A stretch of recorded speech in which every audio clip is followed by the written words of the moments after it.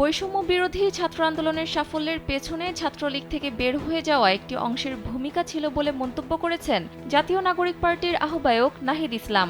তিনি বলেন, ছাত্রলীগের বিদ্রোহী বা বিপ্লবী অংশটি বিদ্রোহ করেছে। তারা যদি না বের হতো তাহলে আন্দোলনটা অনেক কঠিন হতো।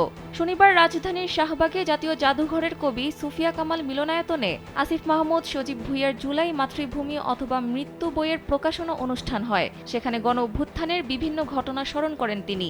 বলেন, আমাদের বেশিরভাগ আন্দোলন নেতৃত্বের অভ্যন্তরীণ দ্বন্দ্বের কারণে ব্যর্থ হয়, কিন্তু এবার সেই জায়গায় আমরা সচেতন ছিলাম। শুরু থেকেই বিভিন্ন ছাত্র সংগঠনের মধ্যে একটি বোঝাপড়া ছিল, যার ফলে তারা নিজ নিজ জায়গা থেকে লোকবল পাঠিয়েছে।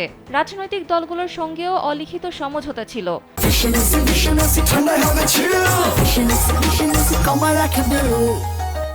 বিএনপি প্রথম থেকেই এই আন্দোলনকে সাধারণ শিক্ষার্থীদের আন্দোলন হিসেবে দেখেছে এবং নৈতিক সমর্থন দিয়েছে, কিন্তু এটাকে নিজেদের আন্দোলন বলে দাবি করেনি।